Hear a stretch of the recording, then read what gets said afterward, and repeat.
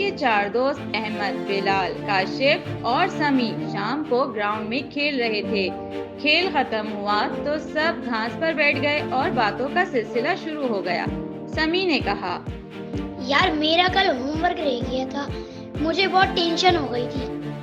سنتے ہی کاشف نے قہقہا لگایا۔ یہ کیا بولا؟ ٹینشن؟ یہ تو نیا لفظ ہے۔ ہاں یار، یہ کیا بولا؟ دوبارہ بولنا ذرا۔ سمی کا چہرہ بجھ سا گیا۔ یار میں تو ایسے ہی بولتا ہوں، میرے گھر میں سب ٹینشن کہتے ہیں۔ دوستوں کی ہنسی رکنے کا نام ہی نہیں لے رہی تھی۔ سمی خاموشی سے اٹھا اور کہا، ٹھیک ہے، میں جا رہا ہوں۔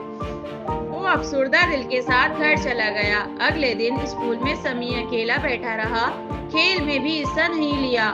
بلال نے جا کر پوچھا، کیا ہوا بھائی، کل کی بات کا برا لگ گیا کیا؟ سمی نے دھیرے سے کہا، ہاں تم لوگ ہنس رہے تھے، مجھے لگا میں عجیب ہوں، میں کیا کروں جب میں نے بچپن سے یہی سنا ہے۔ سن کر بلال کو شرمندگی ہوئی۔ اس نے احمد اور کاشف کو بلایا اور کہا، یار سمی کا کوئی قصور نہیں تھا، ہم نے غلط کیا۔ احمد نے سر جھکا کر کہا، ہم نے مذاق میں اس کا دل دکھایا تھا۔ یہ ضروری نہیں کہ ہر شخص ہر لفظ دوسروں کی طرح ہی بولے، اور یہ بھی ضروری نہیں کہ اگر کوئی غلطی سے بولے تو فوراً اس کی اصلاح کی جائے جس سے اس کا دل ٹوٹ جائے۔ چھٹی کے وقت استاد یوسف وہاں سے گزر رہے تھے۔ بچوں کی سنجیدہ بات سن کر رک گئے اور پوچھا، خیریت ہے بیٹا؟ احمد نے سارا واقعہ بتا دیا۔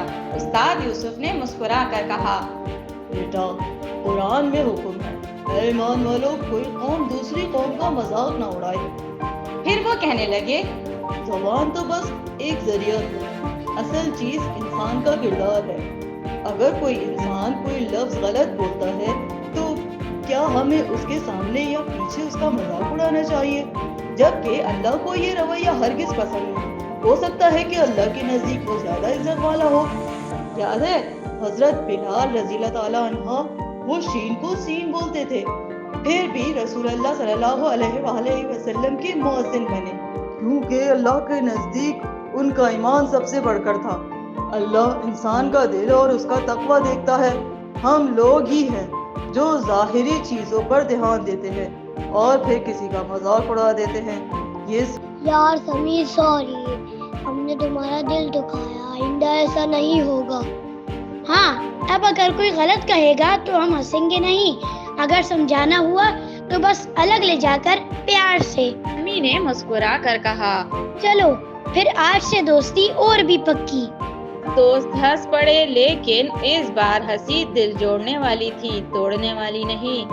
نئی کہانیوں کے لیے سبسکرائب کریں، پسند آئے تو لائک اور شیئر کرنا نہ بھولیں۔